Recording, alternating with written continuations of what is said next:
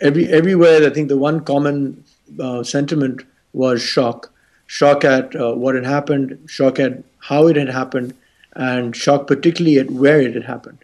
We belong to more far-flung areas, and working in tribal areas and things. Had always anticipated that if something like this were to happen, it probably would be in more in those parts of the country. A city like Abbottabad, which is about less than an hour from Islamabad, it's a urbanized city. It houses our military academy, Kakul, which is like West Point there.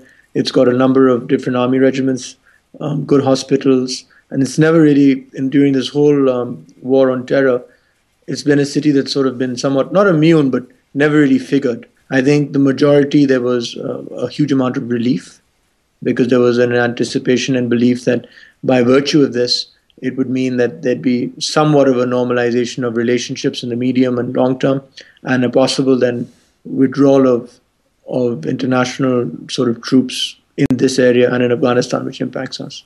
So, I think there was positive thinking there. There was a reaction of fear in terms of any time something like this has happened.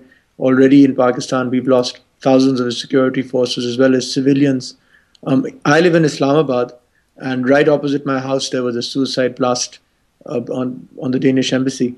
So there's no place that's really been safe. So there was fear of reprisal to this, and no one knowing where really that would happen.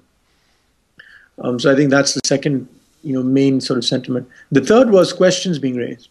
There were questions being raised in terms of the role of the government, the role of the military and intelligence apparatus or security apparatus in the country. Whether the fact that they were aware or not, either way, which wasn't particularly seen positively in the eyes of the citizens of the country. We often said that, the last place to hide is a tribal area or a place like that, because everyone knows where people are and it's easier to, find people. And because, homes are further apart, you can identify a particular house. But in large urban centers, it's very, very difficult. Abbottabad is in an area where in 2005, when we had this massive earthquake, the civil government was decimated. Everything was completely decimated there. And there was a huge influx of NGOs, IDPs, displaced persons, all kinds of things at that time. At that time, if a group like this or people like this, individuals had slipped in and come in and settled themselves in, there was so much going on that no one would have really been able to know.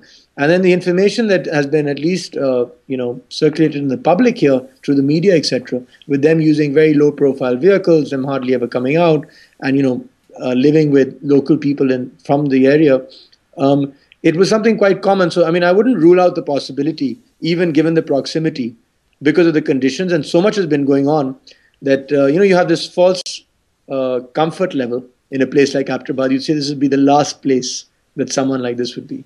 So you have this false, you become complacent. So I think it's possible. There are always those minority groups that, are able to come out more in the press or on the street. You have a few thousand people, say in Balochistan or other places, who would be protesting this and, calling him a martyr and things like that. But generally, I think people would be extremely feel a sense of betrayal if this was something that was in the knowledge of the government and not shared with the Pakistani people, because we have all suffered due to this. It's really taken a toll on us. And often when you see in the press that this debate about do more or why isn't Pakistan doing this, it's in one way people can understand that this is between governments, but as a people, there's a sense of, people not resentful, but people say, we've really suffered here. We've suffered in our businesses. We've suffered in, loss of life, property damage, etc. So I don't think you'd find a lot of people that would be in support, and I think that there'd be a huge sense of betrayal. However, because the government and the military are so strong and powerful in Pakistan, I don't think you'd really hear lots of people voicing their concerns per se. They wouldn't be too vocal about it, but it would definitely be a feeling that most people would have here.